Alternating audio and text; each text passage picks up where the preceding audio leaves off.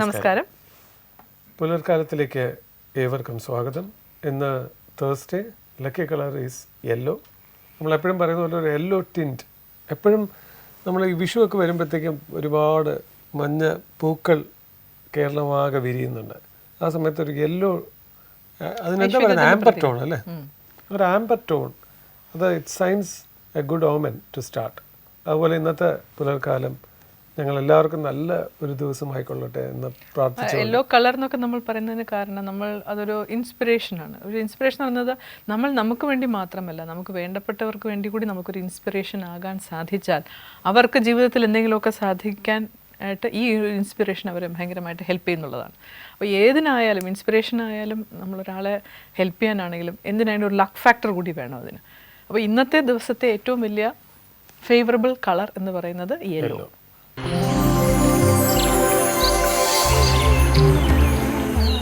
Thought of the day. ഇന്നൊരു മെസ്സേജാണ് എനിക്ക് വാട്സാപ്പിലൂടെ ഒരു സുഹൃത്ത് അയച്ചെന്ന മെസ്സേജാണിത്. അതൊരു ചാർലി ചാപ്ലിൻ്റെ വളരെ ഫേമസ് ആയിട്ടുള്ളൊരു സ്റ്റേറ്റ്മെൻറ്റാണിത്. I have many problems in my life but my lips don't know that they always smile. വളരെ ടച്ചിങ് ആയിട്ടുള്ളൊരു വരികൾ അല്ലേ. ചാർലി ചാപ്ലിൻ എന്ന് പറഞ്ഞാൽ എനിക്കൊന്ന് ലോകത്തെ ഏറ്റവും കൂടുതൽ ചിരിപ്പിക്കുകയും ചിന്തിപ്പിക്കുകയും ചെയ്തിട്ടുള്ള ഒരു കലാകാരൻ. ആ കലാകാരൻ അദ്ദേഹത്തിൻ്റെ സ്വകാര്യമായ സങ്കടങ്ങളൊന്നുമേ പുറത്ത് കാണിച്ചിട്ടില്ല. അതിൻ്റെ വരികളാണ് ഈ പറയുന്നത്. I have many problems in my life but my lips don't no they always smile. കലാകാരന്മാരും അങ്ങനെയാണ്. അതെ, ശരിക്കും അവർക്ക് ഒരുപാട് വിഷമങ്ങൾ കാണും, പക്ഷെ അവരെപ്പോഴും ചിരിച്ച് കാണണം എന്നാണ് പ്രേക്ഷകർ കാണുന്നത്. അതെ, അവർക്ക് അവരുടേതായ ഒരു ലൈഫ് ഉണ്ടെന്ന് തോന്നുന്നു ആരും അറിയാറേയില്ല.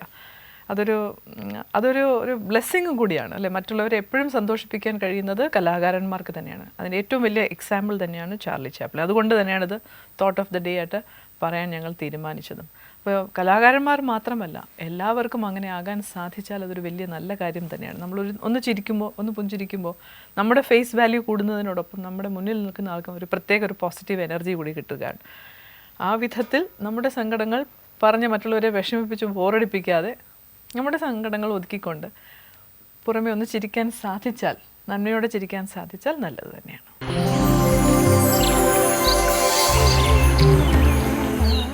ഇന്ന് മലയാള ഭാഷയെയും മലയാള കവികളെയും കവിതകളെയും ഒക്കെ സ്നേഹിക്കുകയും ഒത്തിരി ഹൃദയത്തോട് ചേർത്ത് വയ്ക്കുന്നവർക്കും വേണ്ടി ഒരു പ്രത്യേക വിരുന്ന് തന്നെയാണ് ഇന്നത്തെ പുലർകാലം. സ്നേഹപൂർവ്വം ഞങ്ങൾ സ്വാഗതം ചെയ്യുന്നു അനിൽ പനച്ചൂരാൻ.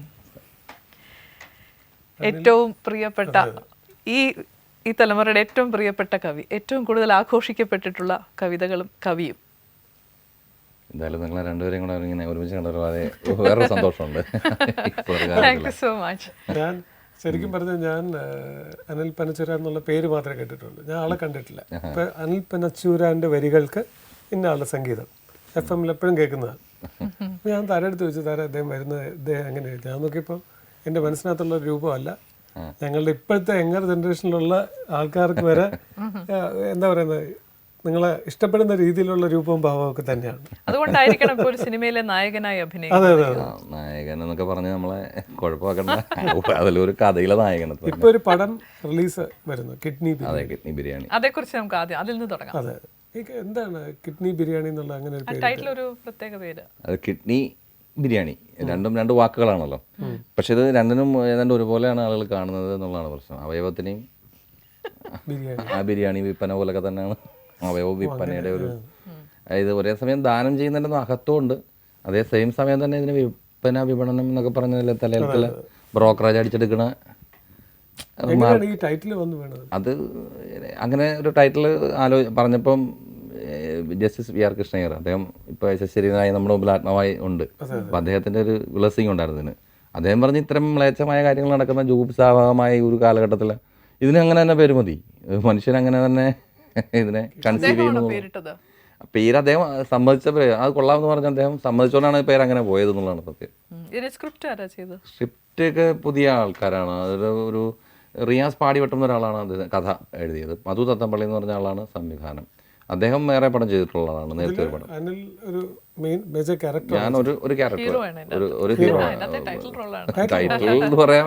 അതിൽ കുറെ 3-4 ജീവിതങ്ങളുണ്ട്, അവരുടെ കഥയുണ്ട് അതിൽ. അപ്പം അതിൽ ഒരു കഥയിലെ നായകനാണ് ഞാൻ എന്ന് വേണമെങ്കിൽ പറയാം. ഈ അഭിനയത്തിലോട്ട് എങ്ങനെ വന്നു, ഈ ഒരു അത് ക്യാരക്ടറിലോട്ടൊക്കെ ഞാൻ എങ്ങനെ? ആദ്യമായി ഇപ്പോൾ അറബിക്കഥ എന്ന സിനിമയിൽ ഞാൻ ചോര വീണ മണ്ണിൽ എന്ന കവിത എഴുതിയപ്പോൾ ലാലു ആണ് എന്നെ സത്യത്തിൽ അഭിനയിപ്പിച്ചത്. അത് പക്ഷേ മലയാളത്തിൽ അത്യപൂർവമായി വന്നൊരു ഭാഗ്യമാണ് അത്.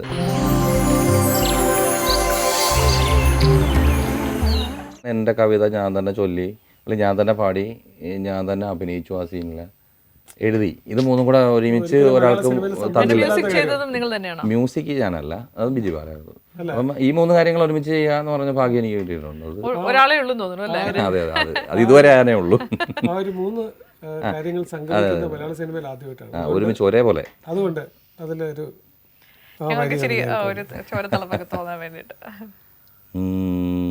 ചോര വീണ മണ്ണിൽ നിന്നുയർന്നു വന്ന പൂമരം ചേതനയിൽ 100 പൂക്കളായി പൊലിക്കവേ, നോക്കുവിൻ സഖാക്കളെ നമ്മൾ വന്ന വീതിയിൽ, ആയിരങ്ങൾ ചോര കൊണ്ടെഴുതി വച്ച വാക്കുകൾ.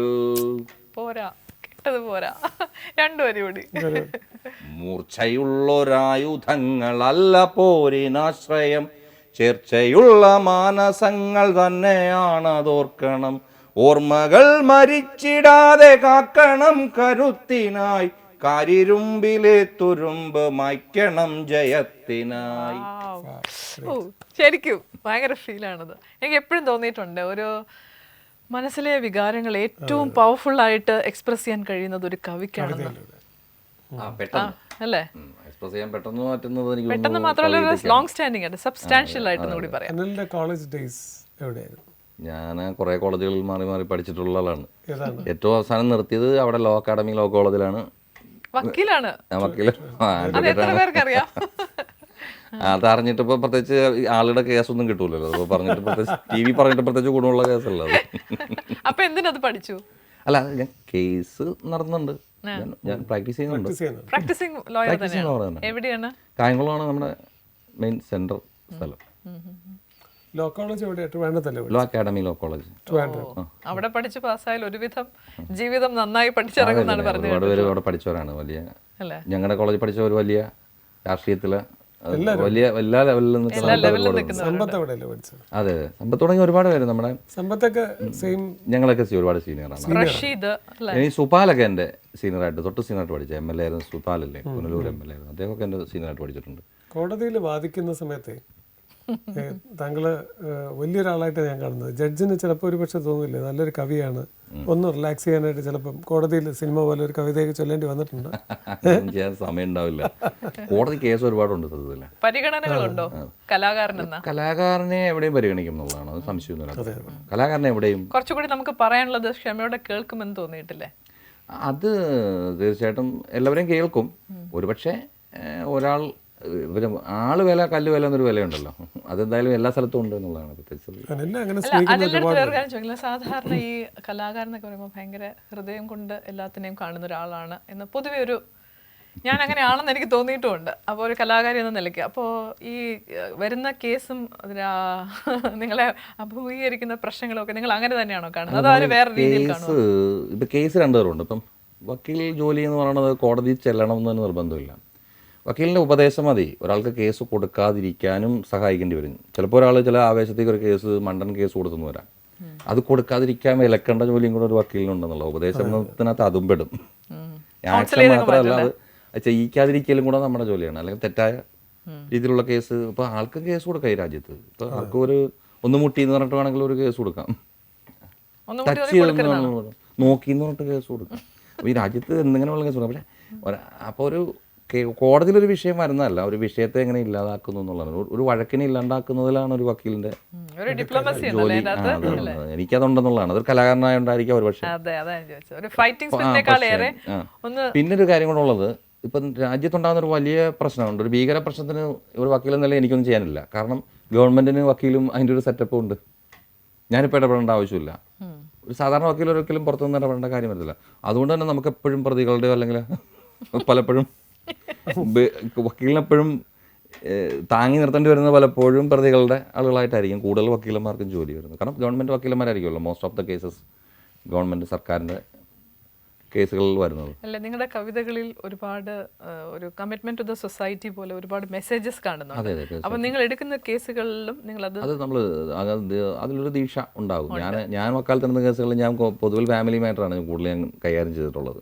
അതാണ് ഏറ്റവും പ്രയാസം എന്ന്. യുദ്ധം വേണമെങ്കിൽ ജയിക്കാൻ കേട്ടോ, 2 ബോംബ് കൊണ്ട് കാര്യം സാധിക്കും. ഒരെണ്ണം അങ്ങോട്ട് പറഞ്ഞിടത്ത് ഇങ്ങോട്ട് ഇട്ടാൽ മതി. ഇത് എസ്പെഷ്യലി ഫാമിലി പ്രശ്നത്തിൽ എന്ന് വെച്ചാൽ ഇവര് ഒരേ കാര്യത്തിൽ വരും എന്നുള്ളതാണ്.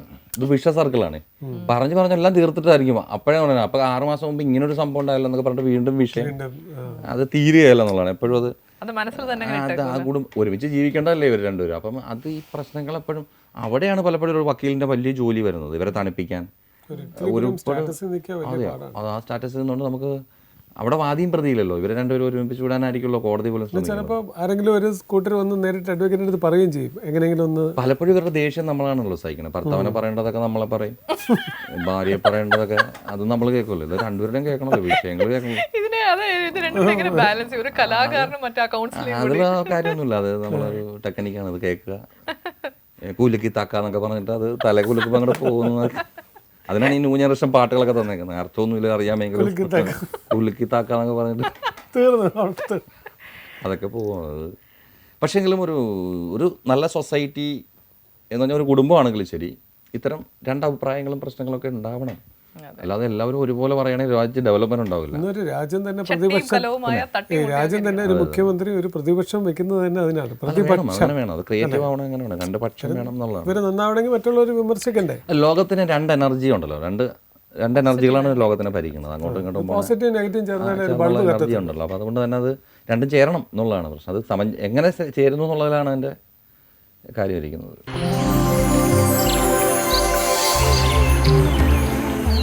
ഏറ്റവും കൂടുതൽ ഇൻഫ്ലുവൻസ് ചെയ്തിട്ടുള്ളത് എന്തായിരിക്കും ജീവിതത്തിൽ? വ്യക്തികളാണോ, പുസ്തകങ്ങളാണോ, ആദർശങ്ങളാണോ, സിറ്റുവേഷൻസ് ആണോ?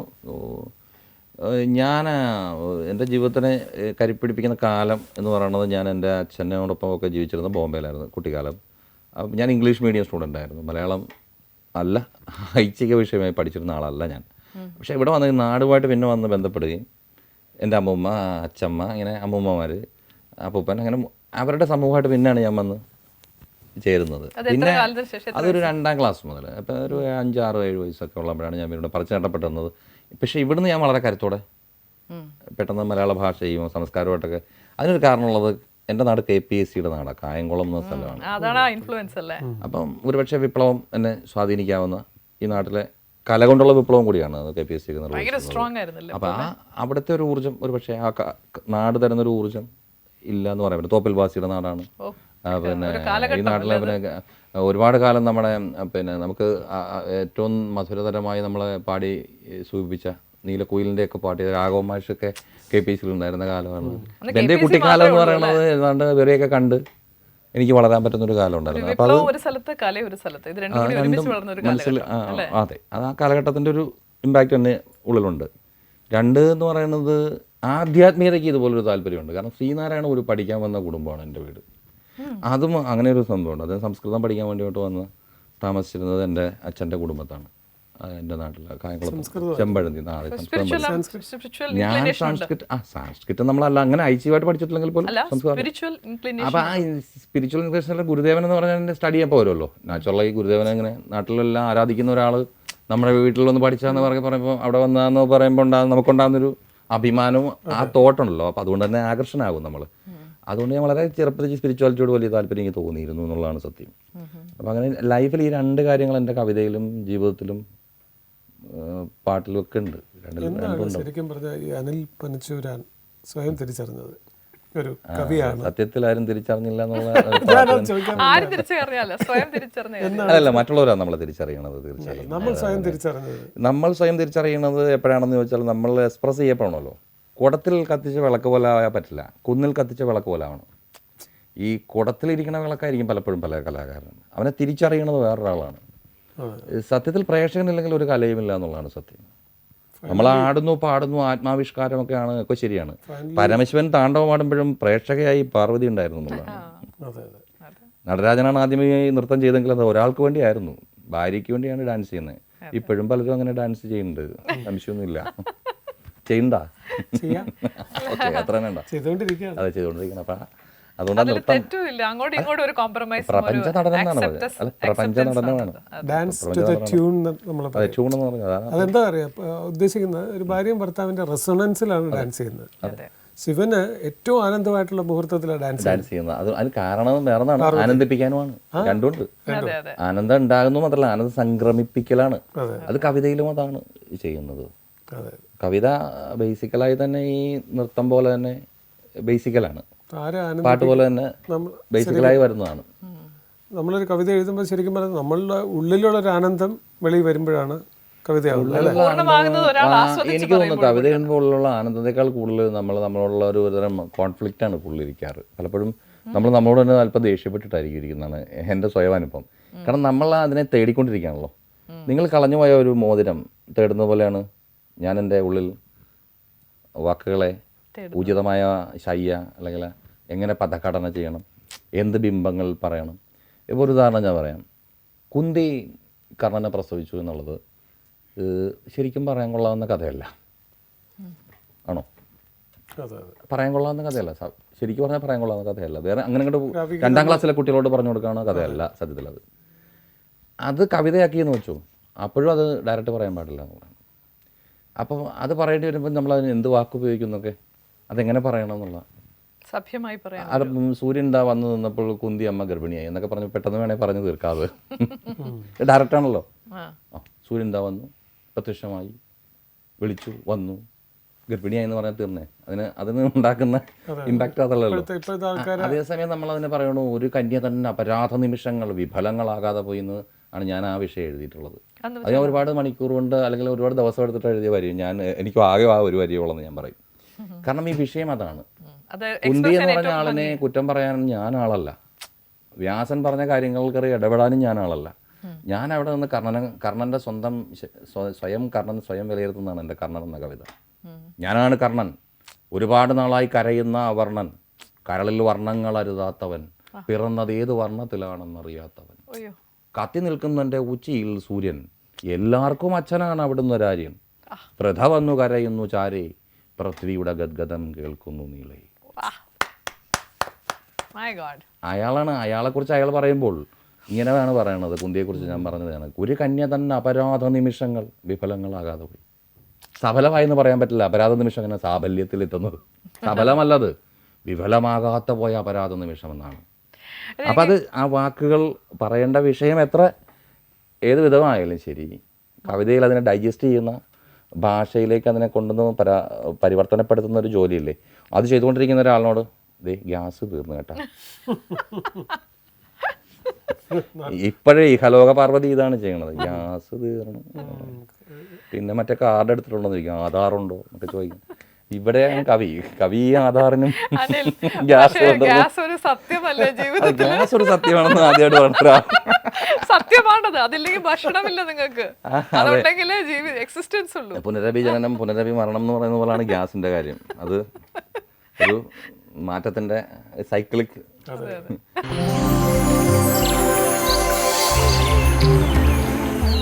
Tips for the audience. ഇത് ഒരു വളരെ യാദൃശ്ചികമായി കിട്ടിയ ഒരു ടിപ്സാണിത്. അതിനകത്ത് പറയുന്നത്, ഇപ്പോൾ ഒരു സീസണൽ ഫ്ലൂ ഒക്കെ ഉള്ളൊരു സമയമാണ്, ജലദോഷവും പനിയും ഒക്കെ. ഈ ഒരു കാലാവസ്ഥയുടെ വ്യതിയാനം കാരണം എല്ലാവർക്കും കാണുന്ന ഒരു വിഷമമാണത്. പെട്ടെന്നൊരു ചുമയോ ഒരു ജലദോഷമോ ഒക്കെ വന്നാൽ ഒരു ഫസ്റ്റ് എയ്ഡ് എന്ന നിലയ്ക്ക് വൈറ്റമിൻ സി ടാബ്ലറ്റ്സ് കഴിക്കുകയാണെങ്കിൽ കൺസിഡറബിളായിട്ട് നിങ്ങൾക്ക് ആ കോൾഡിനെ അറസ്റ്റ് ചെയ്യാൻ സാധിക്കും എന്നാണ് പറയുന്നത്. സോ എന്തായാലും വലിയ വിഷമമായ ഒരു ഘട്ടത്തിൽ തീർച്ചയായും ഒരു ഡോക്ടറെ അടുത്ത് പോയേ സാധിക്കുകയുള്ളൂ. അങ്ങനെ ഒരു ആരംഭ ഘട്ടങ്ങളൊക്കെ ആണെങ്കിൽ ട്രൈ ഇറ്റ്. ഒരു വൈറ്റമിൻ സി കൊണ്ട് ചിലപ്പോൾ നിങ്ങൾക്ക് ഒരു ചുമയോ ജലദോഷമോ നിങ്ങൾക്ക് അറസ്റ്റ് ചെയ്യാൻ സാധിച്ചേക്കും. ശ്രദ്ധിക്കുക, വൈറ്റമിൻ സി.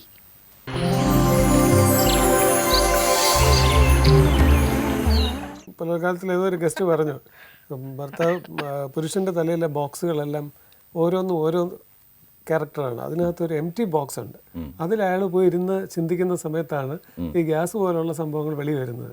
ചേട്ടാ അതില്ല കേട്ടോ, എണ്ണയില്ല, പലവ്യഞ്ജനമില്ല. അല്ല, പക്ഷെ ഒരാൾ ക്രിയേറ്റീവായി നിങ്ങൾ ഇപ്പോൾ എഴുതിക്കൊണ്ടിരിക്കുന്ന സമയത്താണെങ്കിൽ ഒരാൾ വന്ന് ശല്യപ്പെടുത്തില്ല. പക്ഷെ കവി അങ്ങനെ എഴുതണമെന്നില്ലല്ലോ. കവിക്ക് ആകെ എഴുതാനുള്ളത് 15 വരിയായിരിക്കും, ശ്രദ്ധിക്കുക. അത് എപ്പോഴാന്നും പറയാൻ പറ്റില്ല. അല്ല, ഈ 15 വരി കൊണ്ട് പറയേണ്ടത് 15,000 കാര്യം കൂടി ഉണ്ടാവാം. അതിന് നമ്മളിങ്ങനെ ഗുളിക പരുവത്തിലാക്കലാണ് കവിതയുടെ ഒരു മൂല്യം എന്ന് പറയുന്നത്. അത് മാത്രമല്ല അതിനൊരു പ്രത്യേക സമയമൊന്നും പറയാൻ പറ്റില്ല അല്ലേ? പറയാൻ പറ്റില്ലല്ലോ. അതൊരു പ്രത്യേക ഒരു ഇത്ര മണിക്കൂർ മുതൽ ഇത്ര മണിക്കൂർ വരെ നമുക്ക് കവിത എഴുതി കളയാം. അനിൽ സാധാരണ കവിത ഏറ്റവും കൂടുതൽ എന്നോട് ഒരാൾ ചോദിച്ചിട്ടുണ്ട്, വെളുപ്പിനെ എങ്ങനെ എഴുന്നേറ്റ് കവിത അലാറം വെച്ചാണോ എഴുന്നേക്കുന്നത് കവിത എഴുതാൻ? ഞാൻ ഇന്നലെ അലാറം കണ്ടിട്ടില്ല എന്നുള്ള, അലാറം ഒരു തെറ്റായ സാധനമാണെന്നുള്ള വിശ്വാസമുള്ള ആളാണ്. ഈ ഉറങ്ങുന്നവരെ ഉണർത്തണം എന്ന് ഞാൻ വിശ്വസിക്കുന്നില്ല. ഉറങ്ങുന്നവരെ ഉണർത്താം, വിദ്യാർത്ഥിയാണെങ്കിൽ ഉണർത്തണം, പിന്നെ ഈ സെക്യൂരിറ്റി ആണെങ്കിൽ ഉണർത്തണം.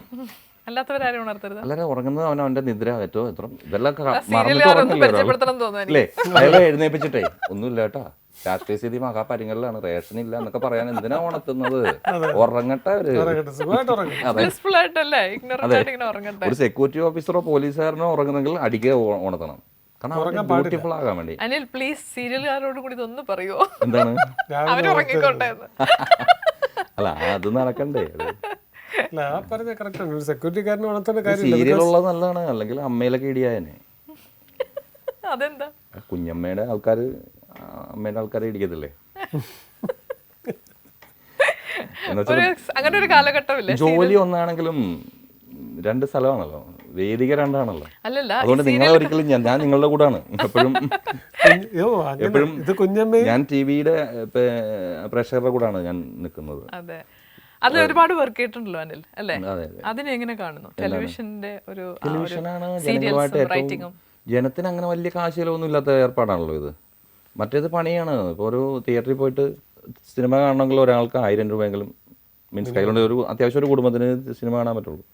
അങ്ങനെ പോകാത്തതെന്ന് വെച്ചാൽ അതിനേക്കാൾ വില കുറഞ്ഞ രീതിയിൽ വിനോദം കൈ കിട്ടുമ്പോൾ വളരെ തുച്ഛമായ പൈസ കിട്ടുന്ന എഴുത്തുകാരൻ എന്ന നിലയിൽ അതൊരു വലിയ ചാൻസ് ആണല്ലോ. ഒരുപാട് പേർക്ക് എഴുതി വളരാൻ തന്നെ ചാൻസ് ആയിരുന്നല്ലോ അത്. കലാകാരന്മാർക്ക് വലിയൊരു ചാൻസ് തന്നത് സത്യത്തില TV-യും അതിലെ ഈ ഇത്തരം കാര്യങ്ങൾ. അപ്പം ഒരു ഉദാഹരണം, ഇപ്പം നമ്മൾ ന്യൂസ് ചാനലാണെങ്കിൽ അഭിനേതാക്കൾ റിയൽ ക്യാരക്ടേഴ്സാണ്. അവർ കണ്ണു തുറന്നിരിക്കുന്ന ക്യാമറ മാത്രം മതി, അവിടെ ഒരു വാക്ക് മതി. ക്രിയേഷൻ എന്ന് പറഞ്ഞ വേറൊരു ഐറ്റം കൂടെ ഇതിനകത്ത് ചേർന്നത് ഈ വിഷ്വൽ മീഡിയയിൽ വന്നതുകൊണ്ടാണ് ഒരുപക്ഷെ ഞാനും നിങ്ങളുമൊക്കെ ഇതിൻ്റെ ഭാഗമാകുന്നതെന്നുള്ളത്. അതുകൊണ്ട് നമുക്ക് ഒരുപാട് ജീവിതമാണ്. സിനിമ അതല്ല, സിനിമയ്ക്കകത്തൊരു കാര്യമുണ്ട്, നമ്മൾ എറിയുന്ന ഏറ് പോലെയാണത്. അതിൻ്റെ റിസൾട്ട് അങ്ങേലെ വീട്ടിലെ മതിലിനപ്പുറത്തൂടെ പോയി ആ ചില്ല് പൊട്ടിക്കുമോ തിരിച്ചു വരുമോ എന്നൊന്നും അറിയാൻ പറ്റാത്ത രണ്ട് കൽപ്പിച്ചേറാണ്. TV-ക്കതല്ല, നമുക്ക് ഒരു 5 ദിവസത്തിനകം നമുക്ക് മാറ്റാൻ സമയമുണ്ടല്ലോ, ഒരാഴ്ച കൊണ്ട് മാറ്റി പിടിക്കാവുന്ന കാര്യമല്ല ഉള്ളൂ. കഠിനോഷനാണല്ലോ ഈ രംഗത്തെ കരച്ചിൽ. ഇന്നലത്തെ കരച്ചിൽ ശരിയായിരുന്നു, ജോറായിട്ടില്ല, അടുത്ത ദിവസം ഗ്ലിസറിന് ആളെ വേറെ വിടാം എന്നൊക്കെ പറഞ്ഞ് നമുക്ക് പണി മാറ്റി വെക്കാമല്ലോ. അല്ലെങ്കിൽ ഇന്നലെ മരിച്ചുപോയ കുഞ്ഞിനെ ഓർത്ത് ഇന്നും വേണേൽ കരയാൻ സ്ത്രീകൾക്ക്. അങ്ങനെ പ്രത്യേകിച്ച് കാര്യമൊന്നുമില്ല കരയുന്നതിന്. അല്ല, ചിരിക്ക് പോലല്ല കരച്ചില്. ഒരാൾക്ക് കരഞ്ഞാൽ നമുക്ക് അവരോട് അനുതാപം തോന്നും. എന്താ കരഞ്ഞെന്ന് വെച്ചാൽ കഴിഞ്ഞ ആഴ്ച ഒരു ഉറുമ്പ് കടിച്ചു എന്നൊക്കെ പറയുമ്പോഴേ ചിരിയാവുള്ളൂ. പക്ഷെ ഒരാൾ വെറുതെ ഇരുന്ന് ചിരിച്ചാലോ? പക്ഷെ സത്യത്തിൽ ഏറ്റവും നല്ലത് ഞാൻ ഭയങ്കര സന്തോഷമായിട്ട് ചില കാര്യങ്ങൾ ആലോചിച്ചൊക്കെ ചിരിക്കാറുണ്ട്. പക്ഷെ ആരും കണ്ടാൽ ചിലപ്പോൾ അത് കാണാതിരുന്ന ചിരിക്കാറാണ് പതിവ് എന്നുള്ളതാണ്. നമുക്കൊരു കവിത കേൾക്കാം, ബാലന്റെ അത് കവിതയല്ല, അത് പാട്ടാണല്ലോ. അല്ല, അത് ശരിക്കും ഒരു സിനിമാ ഗാനമായിട്ടൊന്നും എനിക്ക് തോന്നിയിട്ടേ ഇല്ല. കാരണം വ്യത്യസ്തനായ ഒരു ബാർബറാം ബാലിന് ഒരു ചൊല്ലുന്ന ഒരു സുഖം തന്നെയാണ്. പക്ഷെ പാട്ടാണെങ്കിൽ പാടുന്നതാണ് എൻ്റെ ഒരു സുഖം എന്നുള്ളതാണ്. പാട്ടാണ് പാട്ടിലാക്കാൻ എളുപ്പം ആളുകളെ. ആ പാട്ടാണ് പാടിയതല്ല. ഇപ്പോൾ ഒരു ഉദാഹരണം പറയാം.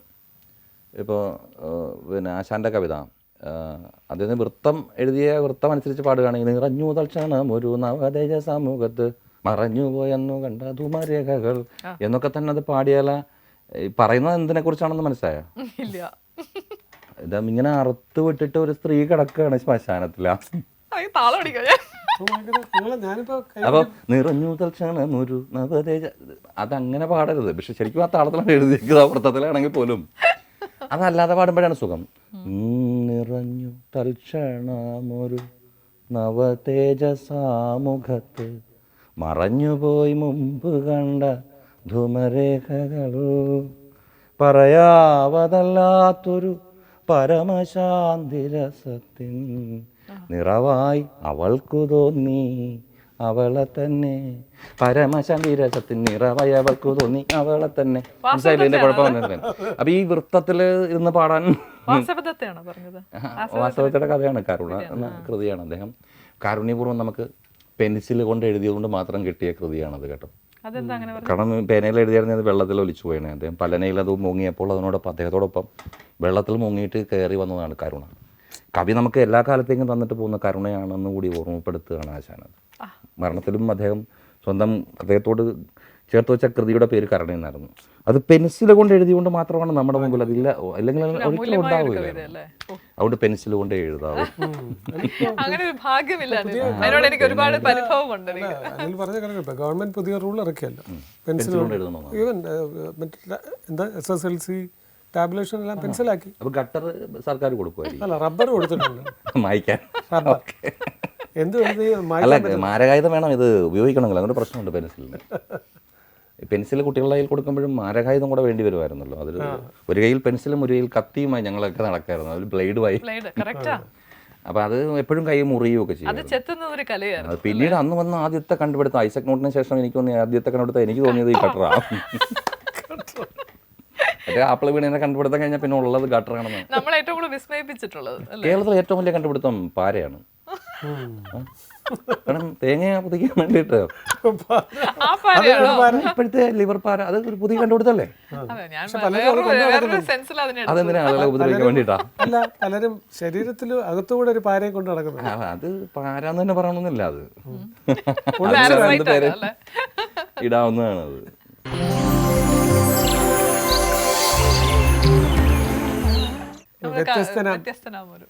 അപ്പോൾ അതാണ് ഞാൻ പറഞ്ഞ പാട്ടാക്കണം എന്ന് പറയുന്നത്. ഞാൻ പറഞ്ഞ നമ്മൾ അവിടെയാണ് തുടങ്ങിയത്. ആശാന്റെ കവിത ഞാൻ പാടി കേൾപ്പിച്ച പോലും ഈ കവിതയുടെ ശൈലിയിൽ നിന്ന് മാറ്റി പാട്ടാക്കി പാടുന്നതാണ് കുറച്ചുകൂടെ ആളുകൾക്ക് ഇംപ്രസ് ചെയ്യാൻ എളുപ്പം എന്നുള്ളതാണ്. അല്ലെങ്കിൽ കവിതയിൽ തന്നെ നിന്നാൽ നമുക്ക് അതിനൊരു ഭാവം ഉണ്ട് എന്നുള്ളതാണ്. വാക്ക് റെൻഡർ ചെയ്യുന്ന ഒരു ഭാവത്തിൽ.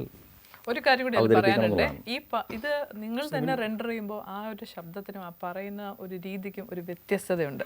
അതാണ് അത് നിങ്ങളെ കൊണ്ട് പാടിപ്പിക്കണം എന്ന് ഉദ്ദേശിച്ച ആൾ അതിൻ്റെ അകത്ത് കണ്ട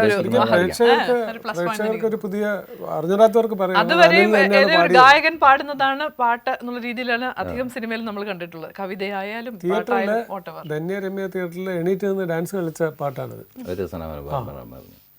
വ്യത്യസ്തനാമൊരു ബാർബറാംബലനെ സത്യത്തിലാരും തിരിച്ചറിഞ്ഞില്ല. തലവടിക്കുന്നോർക്ക് തലവനാംബാലൻ, തലവടിക്കുന്നോർക്ക് തലവനാംബാലൻ.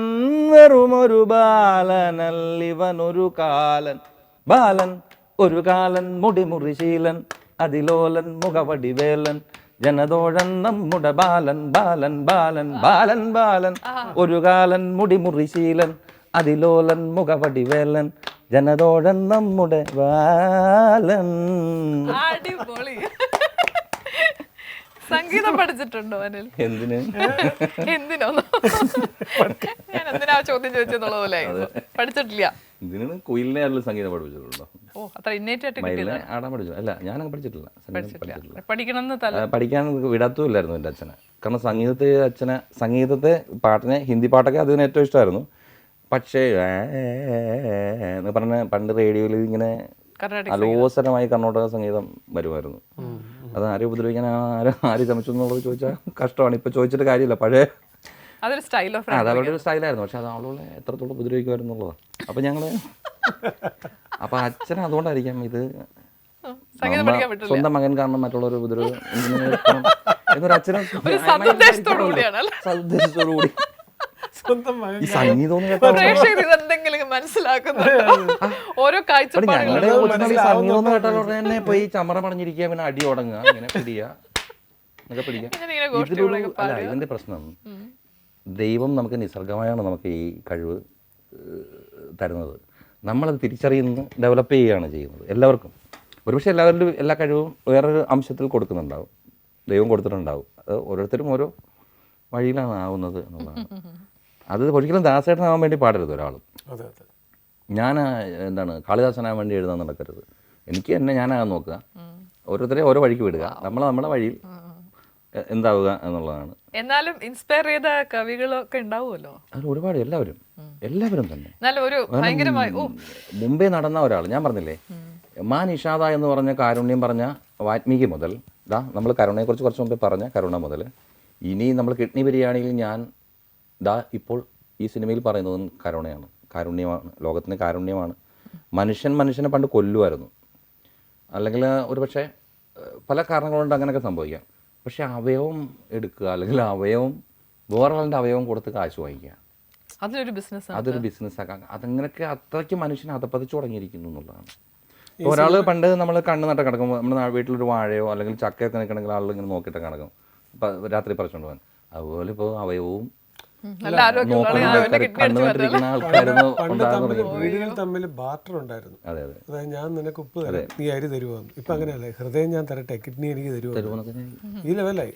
ഹൃദയം ചോദിച്ചിട്ട് കിഡ്നി കൊടുത്താൽ കുഴപ്പമില്ലെന്ന് തോന്നുന്നു. പ്രണയം ഉണ്ടാകുന്ന അറിയുന്നത് ഇങ്ങനെയാണ്. ഞാൻ ഹൃദയം തരാം, നിന്റെ കിഡ്നി എനിക്ക് തരുമാമോ എന്ന് ചോദിക്കുമ്പോൾ വേണേൽ ബന്ധം ഒഴിഞ്ഞു പോകുന്ന ഭാര്യയും ഉണ്ടാകാം, അല്ലെങ്കിൽ തിരിച്ച് ഭർത്താവും ഉണ്ടാകും. അങ്ങനെയുണ്ടാ, ഭാര്യയുടെ കിഡ്നി വിറ്റ് കള്ളുപിടിച്ച ആളുകളും ഉണ്ട്. അങ്ങനെയൊക്കെ ഉണ്ട്, സംഭവിച്ചിട്ടുണ്ട്. കേരളത്തിൽ അങ്ങനൊന്നും ഇല്ല. അടുത്ത ദിവസങ്ങളിൽ ഇവർക്ക് വിറ്റതിൻ്റെ കമ്മീഷൻ പറ്റി എന്തോ ഒരു കേസ് ഞാൻ പത്രത്തിൽ വായിച്ചുള്ളത് ഈ 2-3 ദിവസങ്ങൾക്ക് മുമ്പ്. ഇത് ഒറ്റപ്പെട്ട സംഭവമല്ല. ഒരർത്ഥത്തിൽ നമ്മളിങ്ങനെ പുരോഗതിയിലോട്ട് പോകുന്നതോറും ഇത്തരം പല പ്രശ്നങ്ങളും കൂടി നമ്മൾ കൂടെ വരികയാണ് അല്ലേ.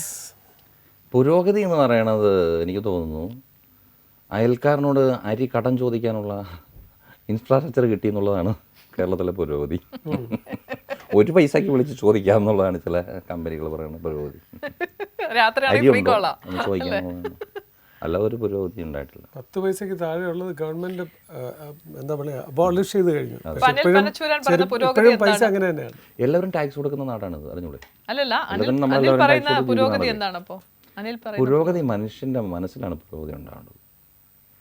എന്തുകൊണ്ടാണ് പുരോഗതിയുടെ പ്രശ്നം എന്ന് വെച്ചാൽ, നിങ്ങൾ ഒരു 60 വയസ്സിന് മേലുള്ള അല്ലെങ്കിൽ 70 വയസ്സുള്ള ആൾക്കാരോട് ചോദിച്ചാൽ അവർ ചില കാര്യത്തിൽ കഠിനമായ നിലപാടുകൾ എടുക്കാറുണ്ട്. നമ്മൾ ഭരണാധികാരികൾ അല്ലാത്ത ആൾക്കാരും ഒക്കെ നമുക്ക് അറിയാം, കുറേ പ്രായമുള്ളവർ ചില നിലപാട് എന്താണ്, അവരുടെ എക്കോ ഫ്രണ്ട്ലി ആയിരിക്കും, അവർ പരിസ്ഥിതിയെ മോശമാക്കാനൊന്നും അവർ സമ്മതിക്കത്തില്ല. പക്ഷേ ഇവരാരും JCB നിരോധിക്കാതെ എന്താണ്, മനസ്സിലായില്ലേ? മാനുവൽ ലേബർ കൊണ്ടൊരു കുന്നൊന്നും ഇടിച്ച് നിരത്താനൊന്നും പറ്റില്ല അത്ര വേഗം. ഇത്ര മനുഷ്യർ ചെയ്യും. അപ്പോൾ എന്താ വെച്ചാൽ ഇവിടെ മനുഷ്യൻ മാറി നിൽക്കുകയും യന്ത്രങ്ങൾ ഭരിക്കുകയും ചെയ്യുകയാണ് എന്നുള്ളതാണ്. പണ്ട് യന്ത്രവൽക്കരണത്തിനൊക്കെ ഇടതുപക്ഷ പ്രസ്ഥാനങ്ങളൊക്കെ എതിരായിരുന്നു ആദ്യം. അത് ഈ ഉദ്ദേശം കൊണ്ടൊന്നുമല്ല, അന്നിവിടെ ലേബറിന് പണി കുറയുമെന്നുള്ള അർത്ഥമായിരുന്നു. ഇവിടെ ഇപ്പോൾ ഉണ്ടെന്നേ, വേദം പോലെ തന്നെയാണ്. വേദം ഉണ്ടാരും വായിക്കുന്നില്ല. പണ്ട് ചെവി ഉരുക്കുഴിക്കരുതെന്ന് പറഞ്ഞ് ഇപ്പം ആരും ഒഴിക്കുന്നില്ല, ആരും വായിക്കാത്ത എന്താണ് വേണ്ട. ഇപ്പം ലേബറിൻ്റെ പ്രശ്നം അതാണ്. ഇവിടെ ലേബർ ഇല്ലല്ലോ, നമ്മുടെ നാട്ടിലെ ലേബർ ഇല്ലല്ലോ. മാത്രമല്ല, ലേബർ ഒരു പണി ചെയ്യിക്കേണ്ട ആൾ ഹിന്ദി പഠിക്കുകയും വേണം, മലയാളിയായിട്ട് പറ്റില്ല.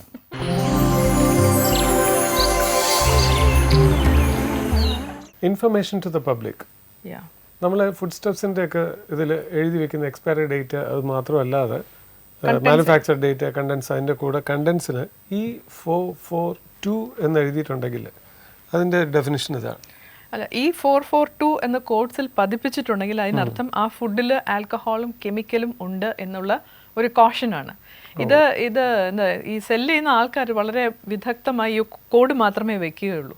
കാരണം അവർക്ക് ഇത് പറഞ്ഞ ആൾക്കാരെ പേടിപ്പിക്കാൻ താല്പര്യമില്ലാത്തത് കൊണ്ടും ഒരു വിപണന തന്ത്രം എന്ന നിലയ്ക്കുമാണ് അത് പറയാതിരിക്കുന്നത്. അതിന്റെ കോഡ് മാത്രമേ ഇടാറുള്ളൂ.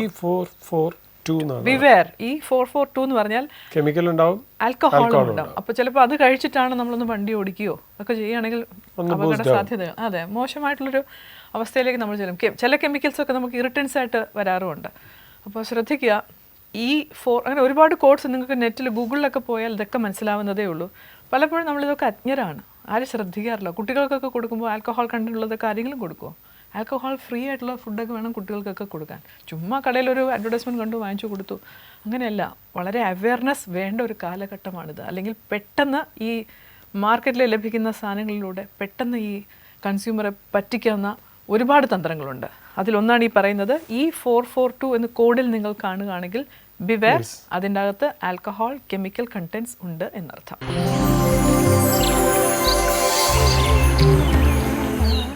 ഞാൻ പല സ്ഥലത്തും പോയിട്ട് പലരോടും ഇപ്പോൾ ഹിന്ദി പറയാണ്ട് ജീവിക്കാൻ പറ്റില്ല. ഞാൻ പണ്ട് ജീവിക്കാൻ വേണ്ടി കാലത്തൊക്കെ നാട് വിട്ട് വടക്കേ ഇന്ത്യയിൽ പോയിട്ട് ഹിന്ദി അവിടെ ജീവിക്കാൻ പഠിച്ചു. കാരണം അവൻ്റെ നാട്ടിലെ ഭാഷ അവൻ്റെ നാട്ടിൽ പോയി നമ്മൾ പഠിച്ചിട്ടാണ് അവിടെ ജീവിച്ചത്. ഈ നാട്ടിലുള്ള നമുക്ക് ഇപ്പോഴും നാണമില്ല, നമ്മുടെ ഭാഷ അവരെ പഠിപ്പിക്കണമെന്ന് ആഗ്രഹം. നമ്മൾ അവരുടെ ഭാഷ പഠിക്കും, നമ്മൾ അവരുടെ ഭാഷ പറഞ്ഞിട്ടാണ് അങ്ങനെ ചെയ്യുന്നത്. അത് നല്ലതാണോ എന്ന് ചോദിച്ചാൽ നല്ലതല്ല. ഒരു ഭാഷയോട് സ്നേഹം നമുക്ക് എന്തായാലും ഉണ്ടായിരിക്കണം എന്നാണ്. തമിഴ്നാട്ടുകാരെ കണ്ടുപിടിക്കണം തോന്നുന്നു. അവർക്ക് അവരെ കണ്ടൊന്നും പഠിക്കണ്ട, ഭാഷയോടുള്ള സ്നേഹം പഠിച്ചൂടെ? അതിന് അവരൊക്കെ പഠിക്കാനില്ല അത് കാര്യത്തില്ല. അവര് ഭാഷ എല്ലാവരും ഭാഷയിൽ വലിയ നോളജ് ഉള്ളവരല്ല. ഒരു ഭാഷ പറയുമ്പോൾ അവർക്കൊരു ഭയങ്കരമായ ഒരു ആവേശമുണ്ട്. നമ്മുടെ കാര്യത്തിൽ അതല്ല, നമുക്ക് നോളജ് ഒക്കെ ഉണ്ടെങ്കിലും ശരി മറ്റേ ഭാഷയിൽ സംസാരിക്കുന്ന വലിയ കാര്യമായിട്ടാണ് കാണുന്നത്. ഇവിടെ ഹിന്ദി അറിയാവുന്ന ഒരാൾ ഹിന്ദിക്കാരോട് ഞാൻ സംസാരിച്ചല്ലോ എന്നുള്ള രീതിയിലാണ് നമ്മൾ നോക്കുന്നത്. അവനെ മലയാളം പഠിപ്പിച്ചു. താര പറഞ്ഞൊരു കാര്യം എന്ന് പറഞ്ഞാൽ തമിഴ് സിനിമയ്ക്ക് ഇപ്പോൾ എ ആർ റഹ്മാൻ്റെ പാട്ട്, എ ആർ റഹ്മാൻ നമ്മൾ കാണുന്നത് ഏറ്റവും വലിയൊരു ടോപ്പ് ഹൈടെക് മ്യൂസീഷ്യൻ. പക്ഷെ പാട്ടിൽ വളരെ റെയറായിട്ടാണ് ഇംഗ്ലീഷ് വാക്കുകളുള്ളത്. അത് ശ്രദ്ധിച്ചിട്ടുണ്ടോ? ഒരു ഇംഗ്ലീഷ് വാക്ക് കാണത്തില്ല. വളരെ വളരെ ചിട്ടപ്പെടുത്തി ഇംഗ്ലീഷിന്റെ അത്രത്തോളം വാക്കുകളിലുണ്ടാവില്ല. കാരണം അവിടെ കവികളുടെ സാന്നിധ്യം ഉണ്ട്. ഇവിടെ കവികളെ വലിയ സാന്നിധ്യം ഉണ്ട്. പിന്നെ വൈരമുത്തുമൊക്കെ ഭാഷ കൊണ്ട് ഇങ്ങനെ ടെലിഫോൺ മണി പോൽ സിരിപ്പ വളിവളതാ എന്നൊക്കെ പാടുന്നത്. കണ്ണൊക്കെ മയ്യഴക് കവിതയ്ക്ക് അങ്ങനെയുള്ള എല്ലാത്തിലും കവിതയുണ്ട്. കവിതയ്ക്ക് പൊയ്യഴക് എന്ന് പറഞ്ഞിട്ടുണ്ട്. മലയാളത്തിൽ നിങ്ങൾ അതിനെ എങ്ങനെ വ്യാഖ്യാനിക്കും? മന്നമേന്ദ്ര വിളങ്ങുന്നു നിൻമുഖം ചന്ദ്രനെ പോലെ എന്നൊരു കഷണ്ടിയെ നോക്കി പറയണതാണ് ഈ പൊയ്യഴക്. ഈ പൊയ്യഴക് എന്ന് പറയണത് മനസ്സിലായില്ലേ? എന്നുമേ ഉണ്ടല്ലേ അത്. പിന്നെ കവിതയിൽ എപ്പോഴും അതുണ്ടല്ലോ. അതിലൊരു സുന്ദരി അല്ലാത്തൊരു പെണ്ണിനെ പോലും നമ്മൾ പറയുമ്പോൾ സൗന്ദര്യം ഉണ്ടാവുമല്ലോ. സൗന്ദര്യം എന്ന് പറഞ്ഞ അംശം വേറെ ഉണ്ടല്ലോ. കിഡ്സ് പറഞ്ഞ പോലെ എന്താണ് കിഡ്സ് പറഞ്ഞേക്കുന്നതാണ് beauty is the product of imagination എന്നുള്ളതാണ്. ഇമാജിനേഷൻ ആണുള്ളത്. സൗന്ദര്യം അവൻ്റെ സങ്കല്പത്തിലാണ് പൂർത്തീകരിക്കുന്നത്. അത് നമ്മുടെ കൺസെപ്റ്റിലാണ്. നമ്മളാണല്ലോ സൗന്ദര്യം കൊടുക്കുന്നത്. അത് മറ്റുള്ളവർക്ക് സുന്ദരമായിട്ട് തോന്നണമെന്നില്ല. അതുകൊണ്ട് കവി പറയുന്ന സൗന്ദര്യം തന്നെ ആയിരിക്കും കവിയെ സംബന്ധിച്ചല്ലേ. ഇപ്പൊ ഈ ഉടുരാജമുഖി മൃഗരാജകടി എന്നൊക്കെ പറഞ്ഞാൽ ഞാൻ ഇതുവരെ ഉടുരാജമുഖിയെ ഞാൻ കണ്ടിട്ടില്ല, മൃഗരാജകടിയെയും ഞാൻ കണ്ടിട്ടില്ല. അത് കടി അങ്ങനെ അത് മീൻസ് അങ്ങനൊന്നും പറയാൻ പറ്റില്ല, മനസ്സിലായല്ലോ. പിന്നെ കാറ്റ് വാക്ക് എന്നല്ലേ ഇപ്പൊ പറഞ്ഞ സൗന്ദര്യം പറയുന്നത്, അല്ല ഗജരാജ വിരാജിത മന്ദഗതി അല്ലല്ലോ. ആണോ? ആന നടക്കണ പോലെ നടക്കാനാണോ പറയണത്? ആനയാണെങ്കിൽ ചവച്ച് മുറുക്കി ചോദിച്ച് നടക്കുന്നത് കാരണവരെ പോലെ ശാകുന്തളത്തിന്റെ അല്ലെങ്കിൽ ആ കാലത്തിന്റെ സങ്കല്പത്തിലാണ് അദ്ദേഹം. മലയാളിക്ക് ഇപ്പോഴും അതുപോലെയൊക്കെ ചേർന്ന് നിൽക്കുന്ന സങ്കല്പങ്ങൾ തന്നെയല്ല. മലയാളിക്ക് ഇപ്പൊ അങ്ങനെ ഞങ്ങൾക്കിപ്പോ ഒന്നും ഇല്ലാതായി. ഇപ്പം പുളിയിലക്കര മുണ്ടുടുത്ത പെണ്ണ് എന്നൊക്കെ വയലാർ എഴുതിയിട്ടുണ്ട്. ഞങ്ങൾ എഴുതുന്നത് എന്താണ്? ചുരിദാർ ഇട്ട പെണ്ണെന്നോ, സ്ലീവ്ലെസ് ഇട്ട പെണ്ണെന്നോ, ഏത് ബ്രാൻഡ് ഇട്ട പെണ്ണെന്നോ, എന്ത് ഹൈടെക് ജീൻസ് ഇട്ട പെണ്ണെന്നോ. അപ്പൊ നമുക്ക് വേഷം കൊണ്ടൊന്നും ഇപ്പൊ സ്ത്രീകളെ അത്തരത്തില് സൗന്ദര്യം വർണ്ണിക്കാനൊന്നും പറ്റത്തില്ല. വയലാറിൻ്റെ ഒരു കവിത ഉണ്ടല്ലോ, എന്താണ്? കാക്ക തമ്പുരാട്ടി കറുത്ത മണവാട്ടി കൂടെവിടെ എന്ന് ചോദിക്കുമ്പം കറുത്ത മണവാട്ടി എന്നൊക്കെ, കാക്കത്തമ്പുരാട്ടി എന്നും കറുത്ത മണവാട്ടി എന്നൊക്കെ വിളിക്കാം. അവളോടും പറയണത് എന്താ പറയുക, പുളിയിലക്കര മുണ്ടുകൊടുത്ത് വന്നാട്ടെ എന്നൊക്കെയാണ് കാക്കയോട് പോലും നമ്മുടെ കവികൾ പറഞ്ഞിട്ടുള്ളത്. ഇന്ന് അങ്ങനെയൊക്കെ പുളിയിലക്കര മുണ്ടെന്നൊക്കെ പറഞ്ഞു. അതിപ്പോ ഞാനിനി കാക്കയോട് എന്താണ് പറയേണ്ടത്? എന്തെടുത്തോണ്ട് വരാൻ പറയണം? 1970 മുമ്പ് എഴുതിയതാണ് ഈ പാട്ടുകൾ. ഞാൻ നമ്മുടെ പുതിയ നൂറ്റാണ്ടിലാണ് ഞാൻ ഈ 2015 ഇരുന്ന് എഴുതുമ്പോൾ എന്താണ് എഴുതേണ്ടത് എന്നുള്ളതാണ്. അപ്പൊ അത് മാറ്റി പിടിക്കാന്നുള്ള വസ്ത്രം ആ വിഷയം വിട്ട് നമ്മള് അല്ല അതും പ്രശ്നമുണ്ടെന്നുള്ള അത് മാറിപ്പോകുന്നത് നമ്മൾ ഇന്നലെ കണ്ടതല്ലോ. അപ്പൊ എന്തായിരിക്കും വിഷയം? കവിയുടെ വിഷയം എന്താ? കവിയുടെ വിഷയം എന്നും നമ്മൾ തേടിക്കൊണ്ടിരിക്കുകയാണ്. അതെ, എപ്പോഴും ഒരു റീപ്പറാണ് നമ്മളെപ്പോഴും ഇങ്ങനെ പോയി കൊയ്തെടുക്കേണ്ട പാഠങ്ങൾ അസ്വസ്ഥതയുണ്ടെന്ന് പറഞ്ഞില്ലേ? ഒരു അസ്വസ്ഥതയുണ്ട്, അപ്പോഴാണ് ഈ കവിതകൾ ഉണ്ടാവുന്നത്. ഏറ്റവും കൂടുതൽ നിങ്ങൾ അസ്വസ്ഥമാകുന്നത് എപ്പോ? അതാണ് അസ്വസ്ഥതയുടെ ഒരു വിഷയം എന്ന് പറയുന്നത്. നമ്മുടെ ഭൗതികമായ അസ്വസ്ഥത അല്ല എന്നുള്ളതാണ്. നമ്മൾ അസ്വസ്ഥത ആണെങ്കിൽ ഇപ്പോൾ ഇവിടെ ലൈറ്റ് കൂടിയാൽ അസ്വസ്ഥമായേക്കാം, അല്ലെങ്കിൽ കറണ്ട് പോയാൽ അസ്വസ്ഥമായേക്കാം. ആ അസ്വസ്ഥത അല്ല നമ്മുടെ ഈ വ്യക്തിപരമായ അത്തരം അസ്വസ്ഥതകളല്ല. അത് മനസ്സിന്റെ അശാന്തികളാണ്. നമ്മൾ എന്തിനോ തേടിക്കൊണ്ടിരിക്കുന്നത്. അത് ഞാൻ പറഞ്ഞില്ലേ, നമ്മൾ എന്തോ ഒരു കളഞ്ഞു പോയി, വാല്യുബിളായ സാധനം കളഞ്ഞു പോയ ഒരു സ്ത്രീയാണ് ഏറ്റവും നല്ല ഉദാഹരണം. സ്വർണം ഏറ്റവും വാല്യുബിൾ ആണ്. അല്ലെങ്കിൽ മുത്തുമണി കളഞ്ഞു പോയ ഒരു സ്ത്രീ, അതിന് എവിടെ പോയാലും ഇത് എവിടെ അങ്ങനെ കാണും, നോക്കിയെടുക്കാൻ പിന്നെയെന്ന് പറഞ്ഞാലും കേൾക്കൂലല്ലോ. നോക്കണം, അല്ലെങ്കിൽ എവിടെ പോകേണ്ടി വന്നാൽ പോലും മനസ്സ് മുഴുവൻ അവിടെ കിടക്കാന്നുള്ളതാണ്. അതാണ് ഈ അസ്വസ്ഥത എന്ന് പറയുന്നത്. അത് എടുക്കും വരെ നഷ്ടപ്പെട്ടു പോയ എന്തോന്ന് എടുക്കുന്ന ഒരു മാനസികാവസ്ഥ ഉണ്ടെന്നുള്ളതാണ്. അനിൽ ഈ ഒരു കവിതയൊക്കെ രചിച്ചു കഴിഞ്ഞാൽ ആദ്യം വായിച്ചു നോക്കിയിട്ട് പിന്നെ ഒരാളെടുത്ത് കൊടുക്കില്ല? കൊടുക്കാറില്ല. എൻ്റെ പ്രകാശിതമായ ഒരുപാട് കവിതകൾ എൻ്റെ കയ്യിലുണ്ടെന്നുള്ളതാണ്. സിനിമ എനിക്കിപ്പോൾ നല്ലൊരു തായമാണ്. കാരണം പലതും സിനിമയിലൂടെ തന്നെയാണ് പലതും പുറത്തു വരുന്നത്. അടുത്ത സുഹൃത്തുക്കൾ, ബന്ധുക്കൾ, വേണ്ടപ്പെട്ടവർ അങ്ങനെ ആരുമില്ല നിങ്ങളുടെ ഒന്ന് ഷെയർ ചെയ്യാൻ? അതൊക്കെ ആദ്യ കാലത്തൊക്കെ ഞാൻ അങ്ങനെ ഷെയർ ചെയ്യാറുണ്ടാവും. പിന്നെ നമ്മൾ ആ ഒരു കാലം വിടും എന്നുള്ളതാണ് സത്യം. കാരണം ഇപ്പം നമ്മുടെ അധ്യാപകരെ ഇപ്പം കൊണ്ട് കാണിക്കാൻ അത്തരത്തിൽ ഒരു കുട്ടിയല്ലല്ലോ ഇപ്പം. അല്ല, നേരത്തെ കാലം മാറുമല്ലോ. അനിൽ തന്നെ നേരത്തെ ഒരു വാചകം പറഞ്ഞു, ഏതു കലയും അംഗീകരിക്കപ്പെട്ടില്ലെങ്കിൽ അതിനൊരു പൂർണ്ണതയില്ല. അപ്പൊ അംഗീകരിക്കപ്പെടാൻ നമുക്ക് വേദി ഉണ്ടെങ്കിൽ പിന്നെ അംഗീകരിക്കാമല്ലോ. നമ്മൾ ഉറക്കെ പാടിയാൽ മതിയല്ലോ. അംഗീകരിക്കുന്നെങ്കിൽ അംഗീകരിക്കാമല്ലോ. ഞാൻ ചോദിച്ചത്, അനിലിന്റെ അടുത്ത് കവിത ചൊല്ലാൻ ഒരു കവിത ഇഷ്ടപ്പെടുന്ന ഒരുപാട് പേരുണ്ട്. അപ്പോൾ അവര് ഈ പറഞ്ഞ പോലെ അതിൻ്റെ അകത്തൊരു ഫിനാൻഷ്യൽ ബെനിഫിറ്റ് ഒന്നും ഇല്ലെങ്കിലും വിളിച്ച് ഞങ്ങൾക്ക് കവിത കേൾക്കണം എന്ന് ആഗ്രഹിച്ച് പറഞ്ഞാൽ പോവില്ലേ ചൊല്ലാനൊക്കെ? അങ്ങനെ ചൊല്ലുന്ന ഒരു കാലം ഉണ്ടായിരുന്നു മുമ്പ്. അത് തന്നെയായിരുന്നു പണി എനിക്ക്. കവിത ചൊല്ലൽ തന്നെ പണി. ഈ കവിതയ്ക്കൊരു കൂട്ടുണ്ട് ആ കാലത്ത്. അത്യാവശ്യം സദസ്സുകളുണ്ടല്ലോ. മദ്യപാനമൊക്കെയാണ് എൻ്റെ ഒരു ഇല്ലെന്നൊന്നും പറയാൻ പറ്റില്ല. അത് നമ്മൾ അതിൻ്റെ ഭാഗമായിട്ടൊക്കെ പോയിട്ടുള്ള ആളാണ് ഞാൻ. ആഘോഷിച്ചിട്ടുള്ള ആളാണ് ലൈഫിൽ. അത്തരം സ്വാതന്ത്ര്യങ്ങളെ ഒരുപാട് അനുഭവിച്ചിട്ടുള്ള ഉല്ലാസങ്ങളെ. ഒരുപക്ഷെ അത്തരം ഉല്ലാസങ്ങൾ ആവശ്യമുണ്ട്. ഒരു കഴുകി തുടക്കൽ ആവശ്യമുണ്ട്. അപ്പോൾ അനിലിൻ്റെ പുതിയ സിനിമ വരാൻ പോവുകയാണ്. അതിന് നമ്മുടെ പ്രേക്ഷകരോട് അല്ലേ എന്താണ് പറയുന്നത്? മെസ്സേജ് ഉള്ളൊരു സിനിമയാണ് കിഡ്നി ബിരിയാണി. ആ സിനിമ എന്തുകൊണ്ട് പ്രേക്ഷകർ കാണണം എന്ന് പറയാമോ?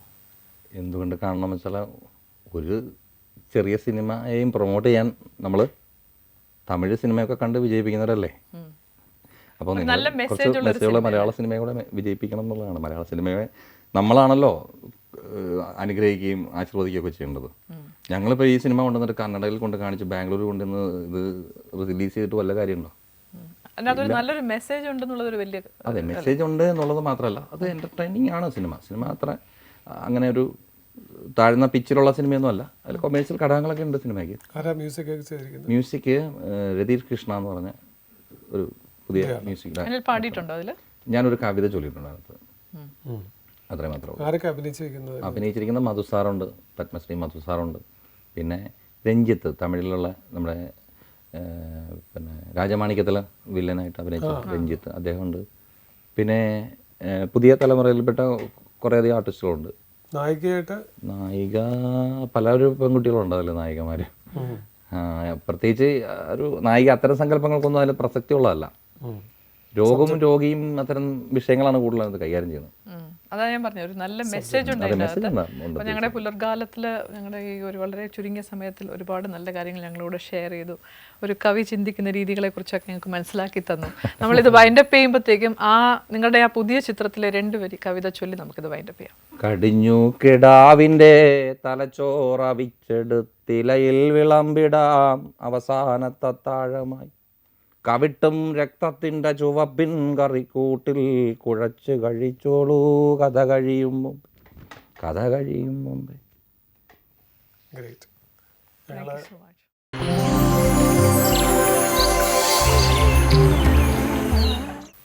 ഇന്നത്തെ സെൽഫി ആരാണെന്ന് നോക്കാം. കൺഗ്രാറ്റ്സ്. ഒരു കവിയുടെ സാന്നിധ്യം പുലർക്കാലത്തിലുണ്ടായി. അപ്പോൾ ഇന്നത്തെ സ്പെഷ്യൽ ചോദ്യം എന്താണ്? ചോദ്യത്തിൽ നിന്ന് തുടങ്ങാം. അതെ, അനിൽ പനച്ചൂരാൻ എന്ന കവിയുടെ ഏറ്റവും വലിയ ഒരു ഹൈലൈറ്റ് ആയിട്ട് നമുക്ക് പറയാവുന്നത് അദ്ദേഹം തന്നെ കവിത എഴുതി, അദ്ദേഹം തന്നെ ചൊല്ലി, അദ്ദേഹം തന്നെ അഭിനയിച്ച ഒരു ചിത്രം. അത് അദ്ദേഹത്തിന് മാത്രമുള്ള ഒരു ക്രെഡിറ്റ് ആണെന്ന് എനിക്ക് തോന്നുന്നു. അതൊരു വലിയ ദൈവാനുഗ്രഹമാണ് അല്ലെ ഒരു കലാകാരൻ അങ്ങനെ കിട്ടുന്നത്. അതേത് സിനിമയാണ് എന്നുള്ളതാണ് ചോദ്യം. അത് നമ്മൾ എപ്പിസോഡിൻ്റെ ആദ്യത്തിൽ അത് പറഞ്ഞിരുന്നു. ശരി ഉത്തരം ഞങ്ങൾ എഴുതി അറിയിക്കുക. ഇന്നത്തെ സെൽഫിക്ക് ലഭിക്കുന്നത് ജീവൻ ടിവിയുടെ ലോഗോ പതിപ്പിച്ച ഒരു ടീഷർട്ടാണ്. It's a branded T-shirt from Jeevan T V. അതുമാത്രമല്ല വിലയേറിയ നിർദ്ദേശങ്ങളും അഭിപ്രായങ്ങളും എല്ലാം ഞങ്ങൾക്ക് എഴുതി അറിയിക്കുന്ന പ്രേക്ഷകരിൽ നിന്നും തിരഞ്ഞെടുക്കുന്ന ഒരു ഫാമിലിക്ക് സോമ ഗ്രൂപ്പ് ഓഫ് ആയുർവേദിക് റിസോർട്ട്സിൻ്റെ 2 nights and 3 days സ്റ്റേ ആണ്. ഇന്നത്തെ പുലർക്കാലം ഇവിടെ അവസാനിക്കുന്നെങ്കിലും ജീവൻ ടി വിയുടെ പരിപാടികൾ ഇതിനോടൊപ്പം തുടരുകയാണ്. നാളെ രാവിലെ 7:30 മണിക്ക് വീണ്ടും കാണാം. ബൈ.